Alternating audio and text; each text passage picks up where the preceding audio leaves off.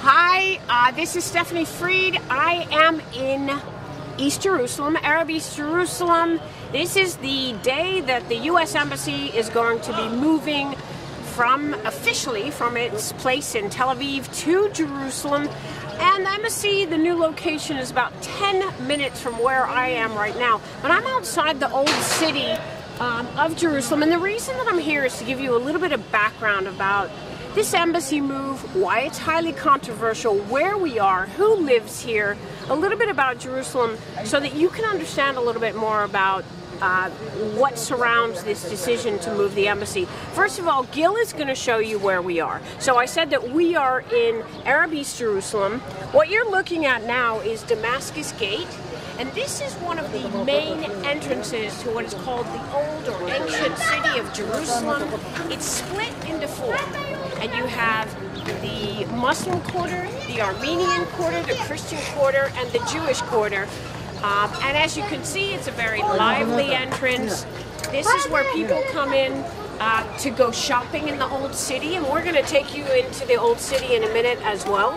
They come through here, a lot of people, to go to prayers, and fairly soon we may even hear the muezzin calling people to prayers, the Muslims to prayer.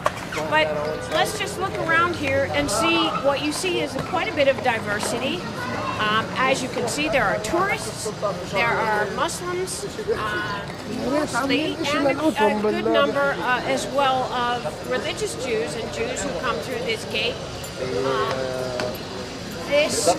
But why is it controversial? Let me give you a little bit of history about where we are. We are in this area was controlled by Jordan, the Arab East Jerusalem, in 1948, and that's when Israel became a state. And so from 1948 to 1967, this whole area was controlled by Jordan, even though this is East Jerusalem, even though Israel had statehood from 1948 onward. And what happened in 1967, there was a major war with Israel, Syria, Egypt, and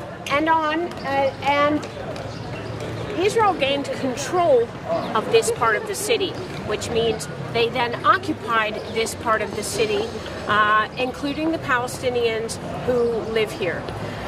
That was highly controversial, not accepted by the international community, and that remains in place to date. And why is that controversial? Because as you can see, this is the main, again, entrance for Muslim worshippers. This is the main entrance to Arab East Jerusalem, to the quarter, the Arab quarter of the city. Now, if you look, Gilly's going to show you the security people. Those are Israelis, and they're guarding the entrance. Now, they are located here on a regular basis, and this is a point of contention for the people who live here and for the people who visit here, for the Muslims, the Palestinians who come to this area. If Gilly can show you, I'm not sure if you'll be able to see it far away, but also up the stairs leading down to this gate, you have two more guard posts. Those are Israeli border police. So they're constantly watching. And again, that creates a tremendous amount of resentment among the people who live here, who feel that this is their part of the city. They're questioned. They don't want the Israelis here. They feel that they're being occupied. And so it's a state of contention. I'm going to take you now through this gate. This is Damascus Gate. And this ancient, historic city, these gates were built by Suleiman the Magnificent, if my history serves me correctly. That was during the Ottoman Empire. So now we're entering the Arab quarter of the old city, or the ancient city of Jerusalem. And again, let's take a look at the diversity, and then I'll go into why this embassy opening is so controversial and how this plays into the population here, how it all affects it. Let's go ahead and go on it. Gil is just going to show you around. So you see people here do their shopping. Now, I don't know if there was a tremendous light change just now, but this is where people come through to go to the mosque, which is the third holiest site in Islam, Al-Aqsa Mosque. They come through here. And People come here, like I said, to do shopping. This quarter eventually intersects with the Jewish quarter, which is self-explanatory. But let's just take a look around here. Now we're heading into full sunlight, so the light is going to change a little bit. But as Gil shows you around, let's talk a little bit about more of the history here. So in 1980, Israel annexed this part, or Jerusalem, Arab East Jerusalem. That was condemned internationally, and there was a subsequent Palestinian Declaration of Independence, and in that Declaration of Independence, they declared Jerusalem as the capital of Palestine.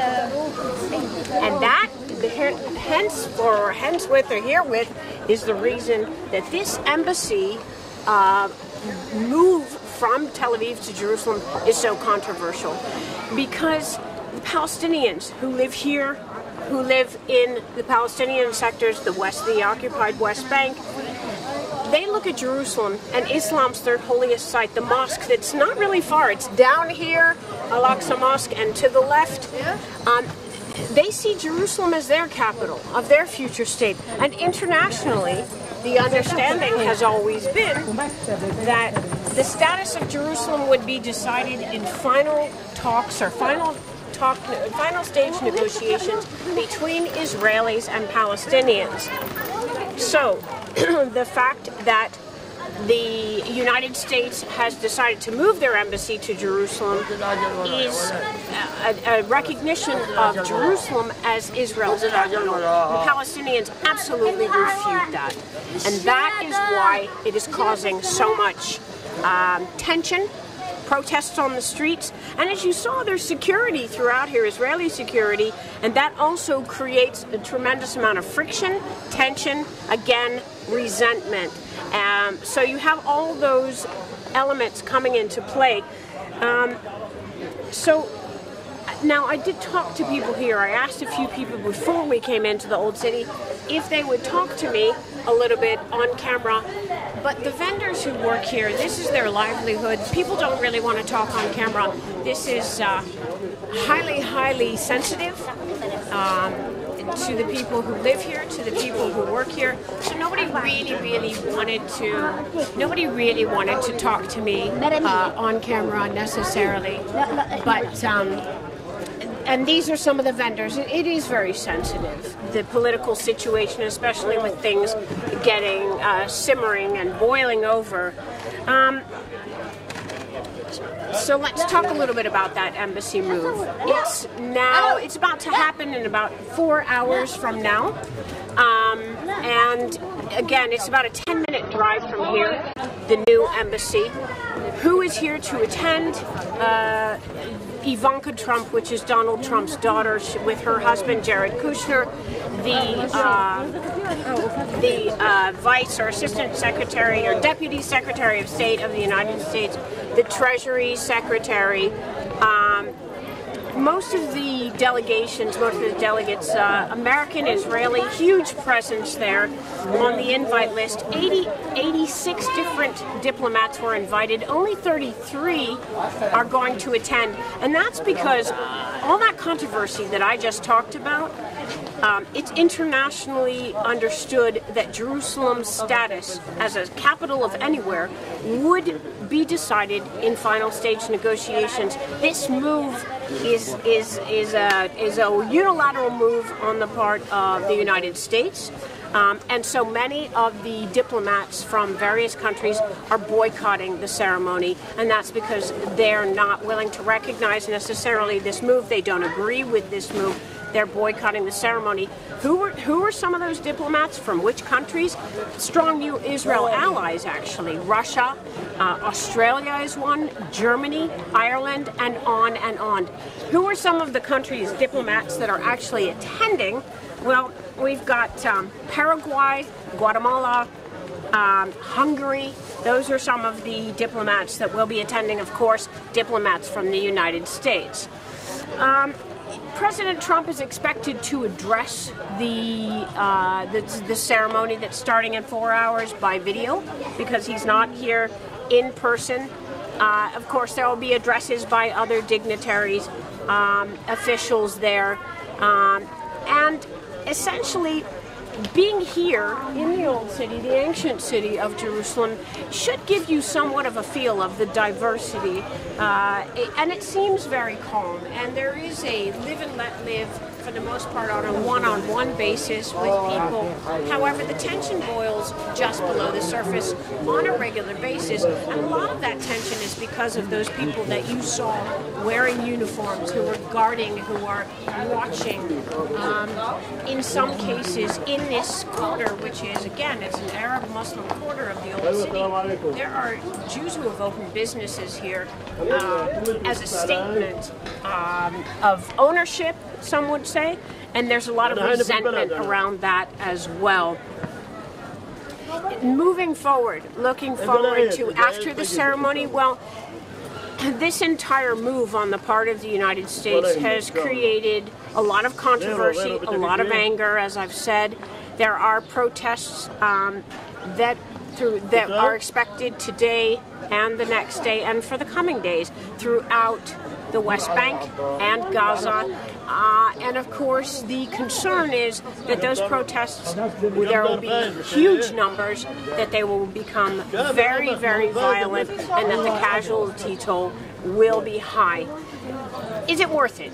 Is this embassy move? Because for Israel, this is very significant. What does this mean to Israel? For the Israelis, for the Israeli government, they consider Jerusalem as their capital. They always have. For them, this is a foregone conclusion. Is it worth it? The controversy, the diplomats who are boycotting, the protests, and the potential here for high casualty tolls? Well, that's a question that remains to be seen. Right now, the Palestinian leadership says they're not doing business with the United States anymore. U.S. had typically always been a broker for peace talks. That's not the case anymore. And the Palestinian leaders are saying the U.S. is no longer going to be a mediator between the two sides. Mr. Netanyahu, Israel's prime minister, well, it's going to go down in the history books for this move. He will be on the pages of history. But again, was it worth it? Because right now, the peace process between the two sides is pretty much, it hadn't been moving for a long time, but it's stagnated and it's going through its death throes. And again, the overriding question is that people feel frustrated, Palestinians. They're seeing the potential of a peace process walk out the door, or basically just disappear, slowly or even rapidly disappear. And when you've got nothing to gain, let's say, peace talks, then you also have nothing to lose. And I'll leave you with that thought. So again, that ceremony is set to start within the coming 4 hours. I'm Stephanie Freid in the Muslim quarter of the Old City in Jerusalem, giving you a little bit of background on why this embassy move is so very controversial to so many people. Join me on CGTN, on Facebook, social media platforms to catch more all about the U.S. Embassy move to Jerusalem. Thank you.